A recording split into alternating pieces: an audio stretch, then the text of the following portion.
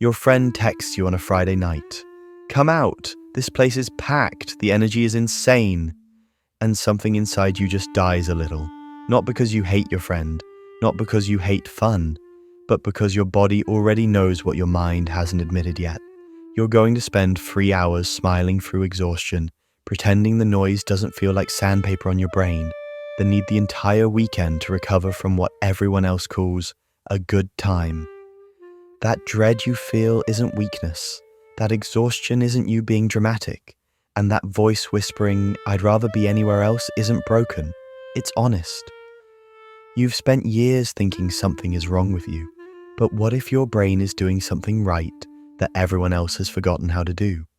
And what I'm about to share might finally explain why crowds feel like a war you never signed up for, and why that might actually be your greatest hidden strength.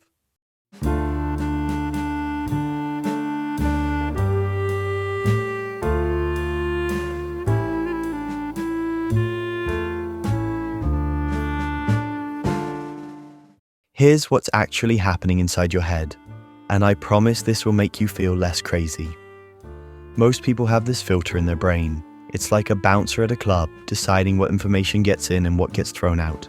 Someone laughs too loud at the bar, filtered out, fluorescent light flickering. Gone, 7 conversations happening at once. Their brain just mutes it, deletes it before it even reaches awareness. They walk through life experiencing maybe 10% of what's actually happening around them. Your brain doesn't have that bouncer. Or maybe it does, but he's asleep, or drunk, or just really bad at his job.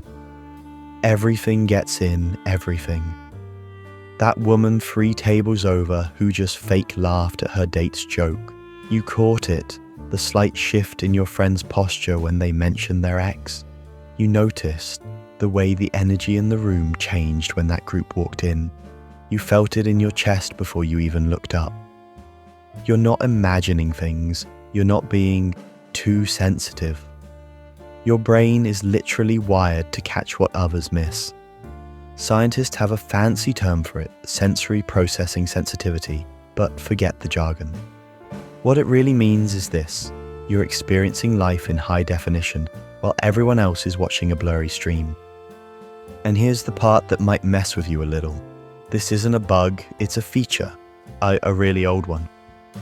Think about it, thousands of years ago, while the loud social ones were gathered around the fire enjoying the party, someone had to notice the rustling in the bushes. Someone had to sense the shift in the air before the storm hit. Someone had to pick up on the tension in a stranger's voice before things got dangerous. That someone was your ancestor, and the reason you exist today is because they paid attention when no one else did. You come from a long line of people who noticed things, who felt things, who caught the danger before it arrived. That's not weakness you inherited, that's survival intelligence. The problem? We don't live in the wilderness anymore. We live in shopping malls and open plan offices and clubs with strobe lights. And your brain, your beautifully alert brain, is still scanning for threats in an environment that's basically one giant sensory assault. You're not broken, you're a high-performance system running in an environment it was never designed for. Now let me address the accusation you've probably heard your entire life. You're so antisocial. Why can't you just relax and have fun? You think you're better than everyone else? No, God, no, that's not it at all. You don't hate people. Let me say that again because I need you to really hear it. You don't hate people. What you hate is the performance. The exhausting, never-ending performance that happens every time humans gather in large numbers. Watch what happens at any crowded party. Really watch. Everyone's wearing a mask. I'm having the best night ever mask. The I'm totally listening to you mask while their eyes keep drifting to their phone. The everything's fine, I'm fine, we're all fine mask while their jaws clench so tight you can see the tension from across the room. And you see through all of it. Every single mask, every forced laugh, every smile that doesn't reach the eyes, every I'm good that really means I'm drowning. You can't unsee it, and that's exhausting in a way that people who don't have this ability will never understand. It's like being the only sober person at a party where everyone's pretending the music isn't terrible. You're standing there watching everyone dance to something that sounds like noise, and they're looking at you like you're the weird one for not joining in. Here's what I find fascinating though. Studies show that people who prefer solitude, people like you, actually score higher on emotional intelligence tests than people who love crowds. Not slightly higher, significantly higher. You're not socially broken, you're socially advanced. You've just evolved past being able to tolerate interactions that feel fake. You'd rather have one real conversation at 2 a.m, the kind where someone actually tells you what's going on in their life, than 50 shallow exchanges where everyone's performing their Instagram highlight reel. That's not a flaw, that's having standards. That's knowing what genuine connection actually feels like and refusing to accept counterfeits. Drop a 1 in the comments if you felt that. Drop a 0 if you think I'm completely off base. I genuinely want to know. Okay, this next part is going to explain something that probably confused you your whole life.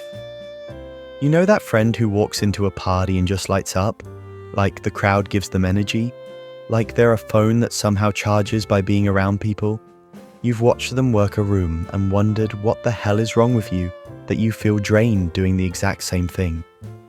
Nothing is wrong with you. Your brain just runs on different fuel. When your extroverted friend enters a social situation, their brain releases dopamine. It's basically the brain's way of saying, yes, more of this. This is amazing. The crowd, the noise, the stimulation, it literally makes them feel good. They're not faking it. They genuinely get high off social energy. Your brain does something completely different. Instead of dopamine, you run more on acetylcholine. Don't worry about remembering that word. What matters is what it does. It rewards you for going inward, for thinking deeply, for sitting with your own thoughts instead of seeking constant external input. This is why a Friday night alone with a book can feel more satisfying than any party you've ever attended. This is why a walk by yourself, when no one asks you anything, can feel more restful than a vacation with a group. This is why sitting in silence, just letting your mind wander, can feel like the most luxurious thing in the world. Your brain literally rewards you for being alone. It's not antisocial, it's just how you're wired. And here's something that might actually make you proud of that brain of yours. Research shows that introverted brains have thicker grey matter in the prefrontal cortex. That's the part responsible for deep thinking, planning, and complex reasoning. So when you're sitting alone doing nothing, your brain is actually doing everything: processing, connecting, creating, understanding. You're not wasting time when you choose solitude. You're doing exactly what your brain needs to function at its best. Everyone else needs a crowd to feel alive. You need quiet to access who you actually are. That's not a limitation. That's a different kind of power. There's one more thing happening when you enter crowded spaces that nobody ever explained to you. And understanding this might finally help you stop feeling guilty about needing so much recovery time. Have you ever walked into a room and immediately felt that something was off? Everyone's smiling, the conversation seems normal, but your chest tightens anyway. Something's wrong and you can feel it, even though you can't point to any evidence. That's not anxiety. That's not you being paranoid. That's your brain picking up on emotional data that other people completely miss. Here's what's actually happening. You have these things called mirror neurons. Everyone has them. They're what allow us to feel empathy and to understand what someone else might be experiencing. But in people like you, this system is turned up to 11. You don't just notice that someone's upset. You feel it in your own body. Their anxiety becomes your anxiety. Their sadness settles into your chest like it belongs there. Their stress starts running through your veins, even though you walked in feeling fine. Now imagine being in a room with 100 people, 200, 1,000. You're not just managing your own emotions. You're absorbing everyone else's. The stress of the woman who just got into a fight with her partner. The anxiety of the guy who's worried about losing his job. The loneliness of the person in the corner pretending to check their phone. And the forced happiness of everyone trying to have a good time. All of it flooding into you at once. No wonder you need a week to recover from a 2-hour event. You weren't just at a party, you were carrying the emotional weight of everyone in that room without even realizing it. But here's the thing about this ability that exhausts you.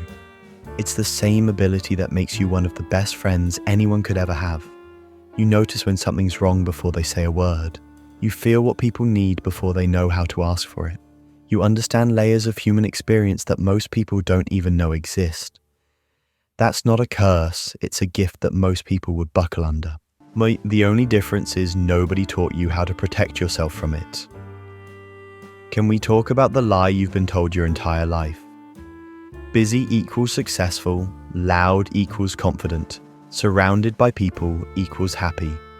If you're not at every party, posting every moment, collecting friends like they're Pokemon, you're somehow failing at life. Social media screams this at you constantly. Look at all these people having fun together. Look at this amazing brunch with 12 of my closest friends. Look at this concert, this festival, this boat party, this rooftop gathering. What's wrong with you that you'd rather be home? Nothing. Absolutely nothing. Here's what took me years to understand. When you choose to skip the crowded event, you're not running away from life. You're running toward yourself. Think about the last time you felt truly at peace. Really think about it. Were you surrounded by noise and strangers? Or were you somewhere quiet, maybe alone, maybe with one person who actually knows you? The loudest rooms often hold the emptiest conversations. The most crowded places often contain the loneliest people. Everyone's there, but nobody's really present. Everyone's talking, but nobody's saying anything real. You figured out something that takes most people decades of burnout to learn. Silence isn't empty, it's where you actually hear yourself think. Solitude isn't loneliness, it's where you finally get to exist without performing for anyone. When someone asks, why don't you go out more? What they're really asking is, why won't you exhaust yourself to fit into spaces that drain you? And you don't owe anyone an answer to that question anymore. Your peace isn't avoidance, it's alignment. It's you finally choosing to exist in environments that let you be who you actually are, instead of who everyone expects you to be. Now, I want to flip everything I just said on its head, because there's a part of this story you probably haven't considered. All these things that make crowded places hard for you, they're not just neutral traits you have to manage. In the right context, they become superpowers that most people will never have access to. That brain that notices everything, the one that exhausts you in crowds, put it in a creative field and watch what happens. Writers, artists, musicians, the ones who create things that actually move people, they almost always have this trait. They notice the details others miss. They feel the emotions others skim past. They access depths that shallow processors don't even know exist. That ability to sense what people really feel beneath what they say, that makes you the friend everyone turns to when things fall apart. Not the friend who gives surface-level advice. The friend who actually understands. The friend who sees them. Do you know how rare that is? In a world full of people waiting for their turn to talk, you're one of the few who actually listens. That preference for depth over breadth, for one real connection instead of 100 shallow ones?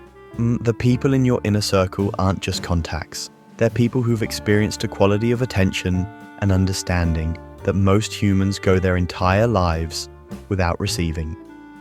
The world keeps telling you to be more like everyone else. Louder, more social, more out there. But what if the things that make you different are exactly what make you valuable? What if your sensitivity isn't a problem to solve, but a strength to channel?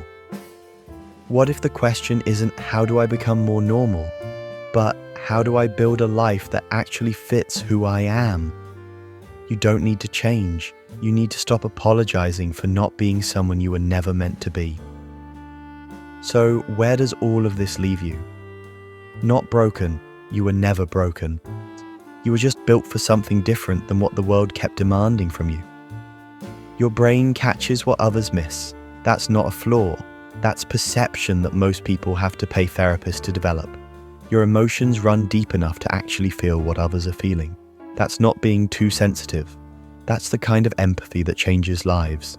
Your need for solitude isn't you avoiding life. It's you honoring what your mind actually needs to stay sane in a world designed to overwhelm it. The exhaustion you feel after crowded events isn't something wrong with you. It's the natural cost of being someone who actually shows up fully instead of just going through the motions. I want you to carry something with you after this. You don't owe anyone an explanation for leaving early. You don't need to justify why you'd rather stay home.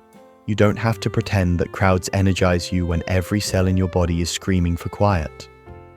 The people who deserve your energy will understand without asking, and the ones who don't, their confusion says more about them than it does about you.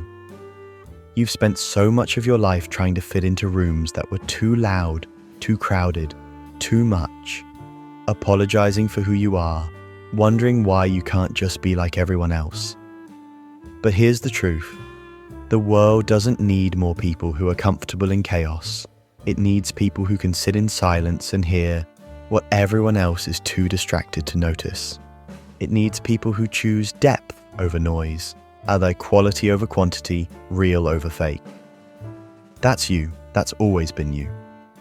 You're not antisocial, you're selectively social. You're not weird, you're awake. You're not too much. You're just surrounded by people who are used to too little. And honestly, that's exactly what makes you worth knowing.